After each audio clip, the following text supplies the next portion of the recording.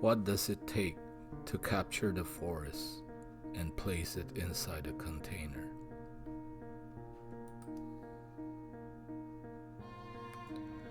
Frankly speaking, not much. With a little effort, you too can bring that outdoor wonder into your living space.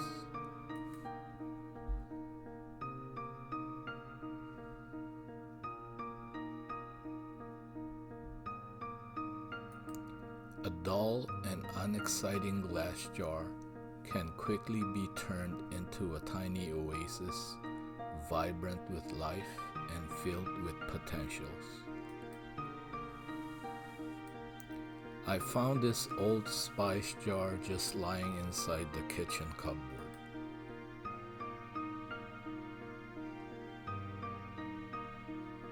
But before I can do anything with it, I had to get rid of the unwanted markings off the surface.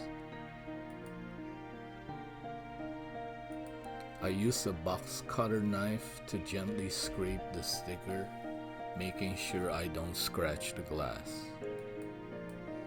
The jar is not exactly pristine looking, but for a small project such as this, it perfectly fits the job.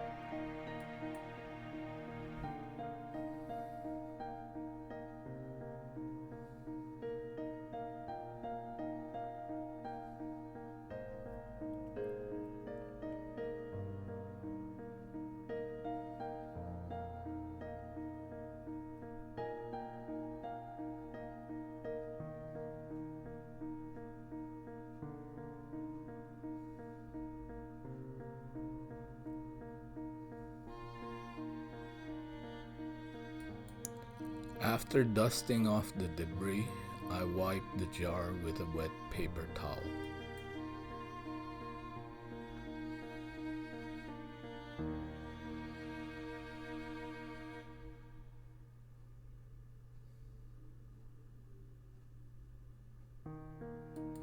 Removing the sticker ensures I have a 360-degree unobstructed view of the inside.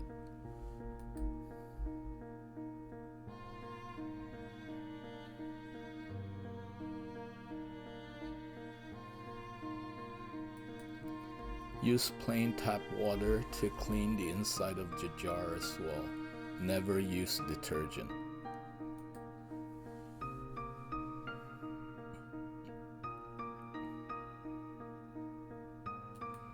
A proper drainage layer should be the first thing you set up to create your terrarium.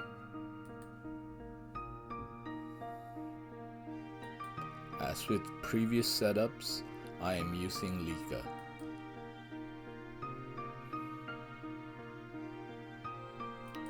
Leica stands for Lightweight Expanded Clay Aggregate.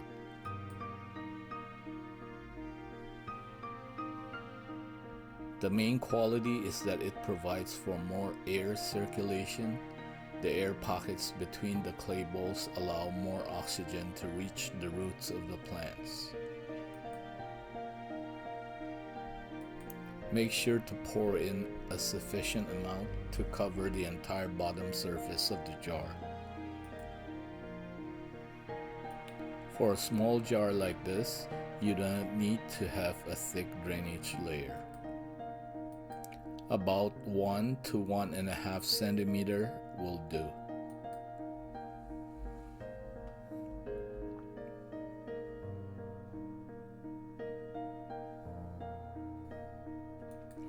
After covering the bottom layer with Leica, I use a plastic window mesh as a substrate barrier.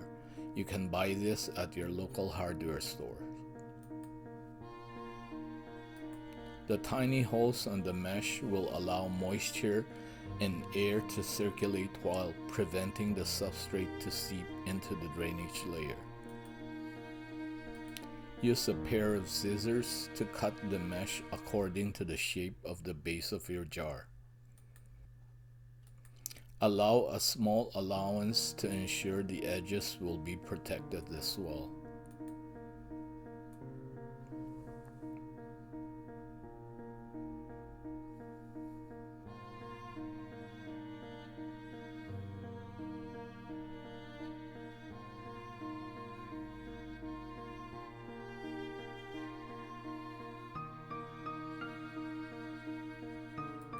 Gently place the mesh into the jar, making sure not to disturb the leca. Position the mesh so that minimal stuff will get through the sides.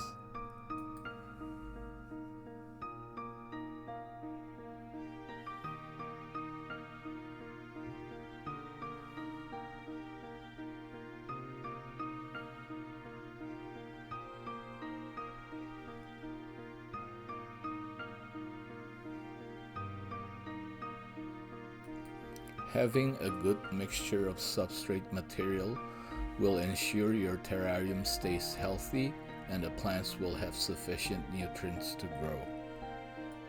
Sphagnum moss is an essential ingredient for your substrate mix. It is excellent at retaining moisture for your plants and preventing root rot. Another key ingredient for your substrate is orchid bark. Orchid bark is great at aerating the soil and resisting compaction, providing drainage in the substrate mix. It increases water retention to a degree, which in turn helps to boost ambient humidity.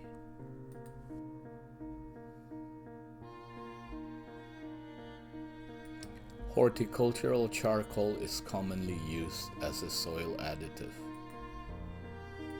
It is an unprocessed type of carbon used as a mild soil amendment.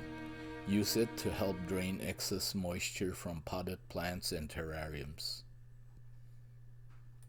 It increases water and nutrient retention, improves soil structure, and even support healthy microbial life.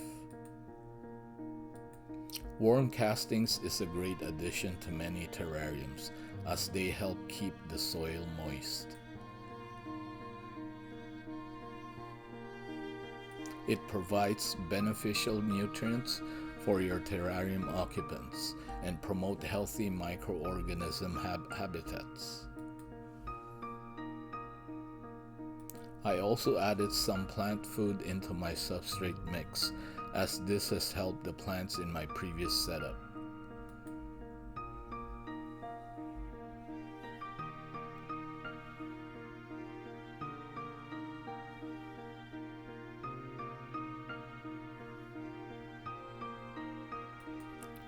Mix the different ingredients according to the following ratio: 2 parts sphagnum moss, 1/4 part orchid bark, 1/4 part horticultural charcoal, 1/4 part worm castings, and 1/4 part plant food.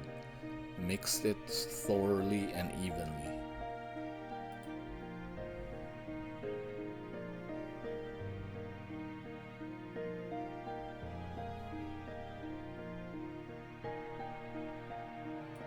Fill the jar with the mixture to about 1 to 1.5 centimeters.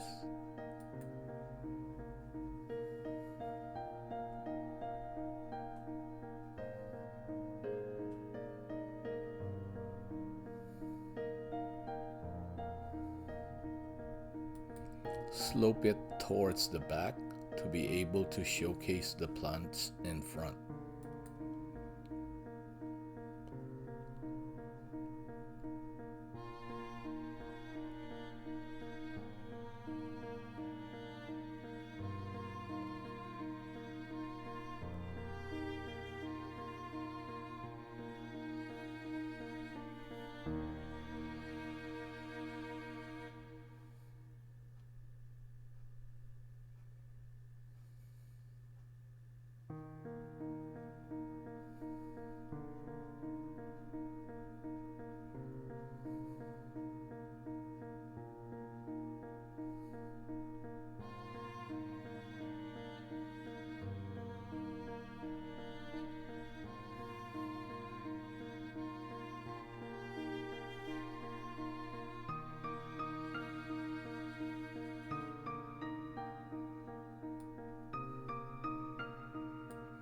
Hardscaping is another fun part of creating a terrarium.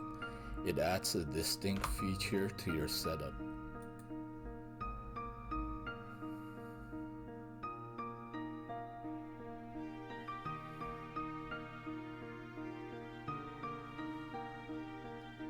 I'm using a small piece of driftwood that I broke off from a bigger piece as the main focal point of the terrarium.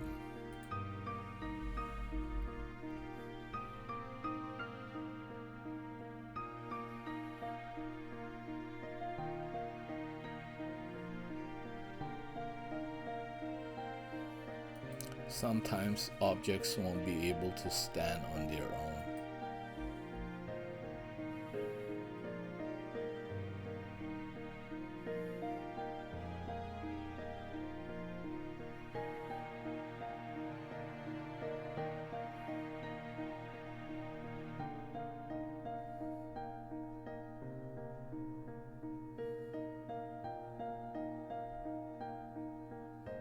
I work around this problem by attaching a support leg out of view to let the driftwood stand firmly on the substrate.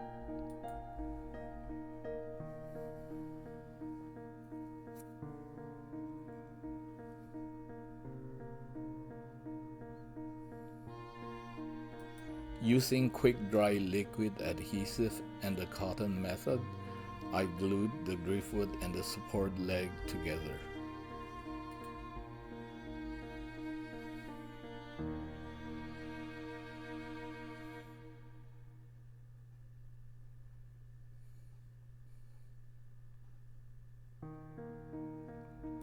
Place a tiny strand of cotton on the desired spot and dab it with a few drops of adhesive.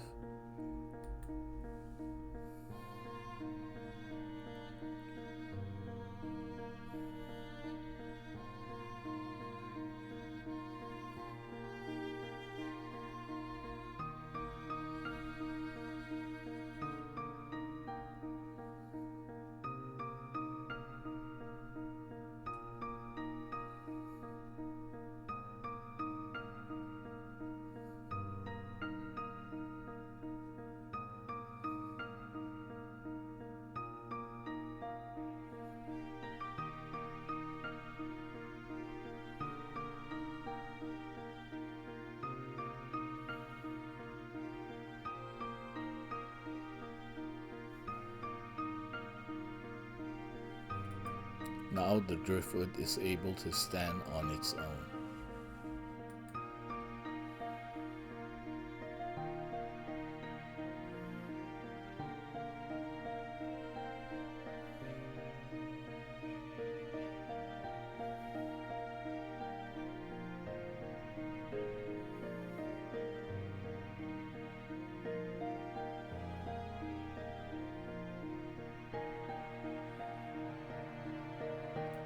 These are baby tears.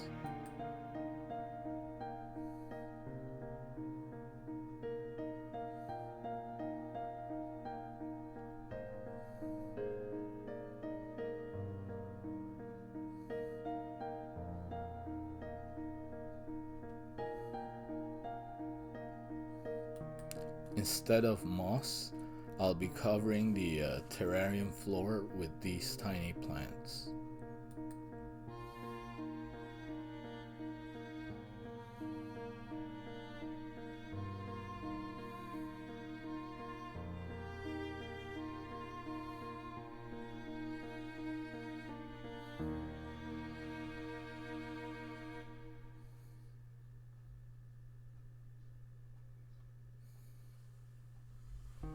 But first, I need to wash off the excess soil and expose some of the roots.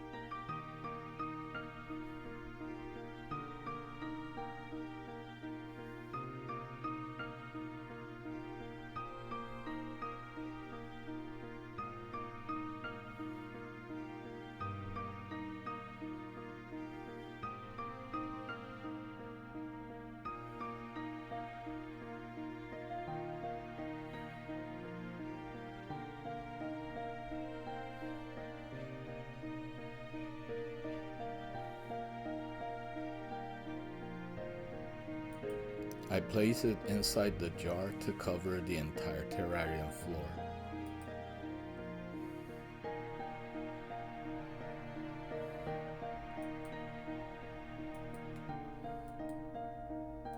Then I put the driftwood back inside the jar.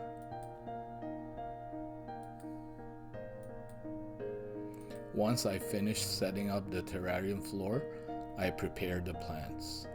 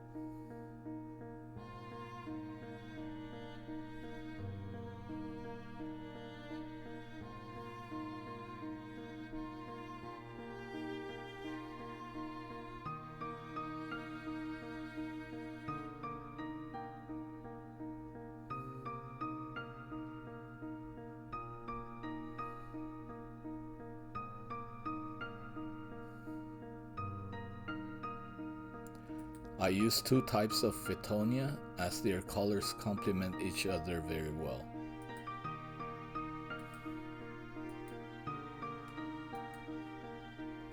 This species has a nice red and green tinge on the leaves.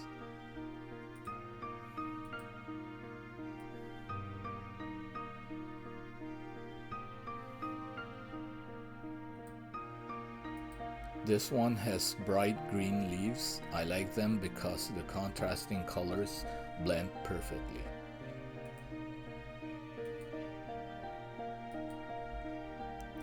I poked the floor of the terrarium with a pointed object to create a tiny hole for the two plants.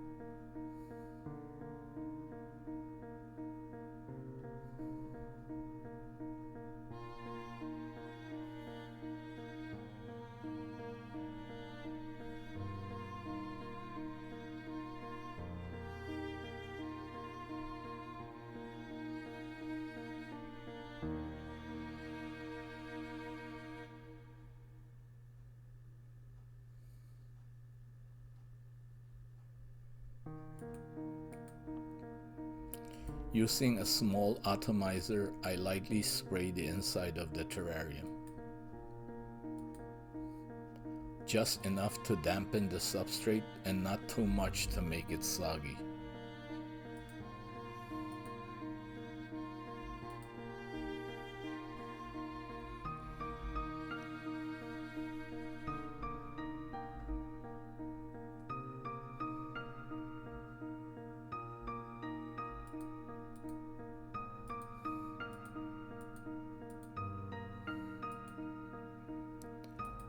I then use a pair of tweezers and some dry paper towel to clean the sides of the glass jar.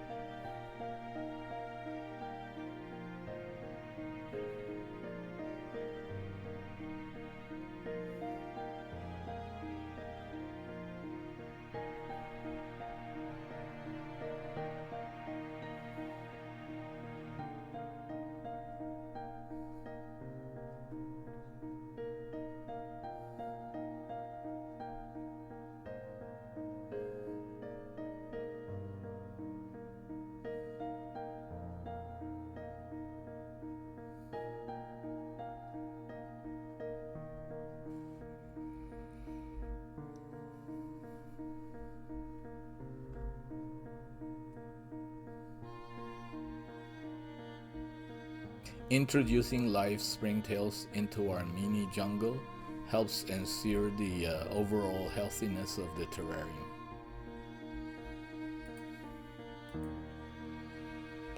Springtails are very helpful tiny creatures that clean up the inside of your terrarium from decaying leaves, molds, and algae.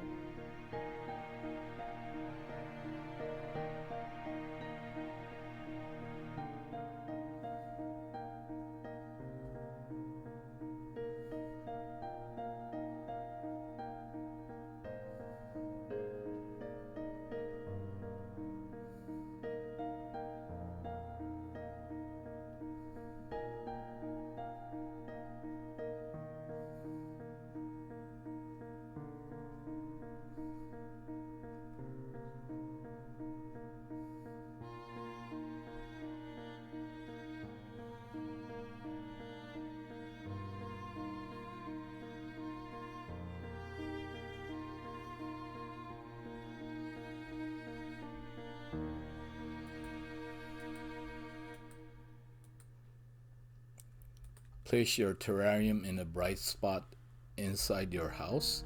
Do not expose it to direct sunlight, as this will cause algae growth and kill the plants.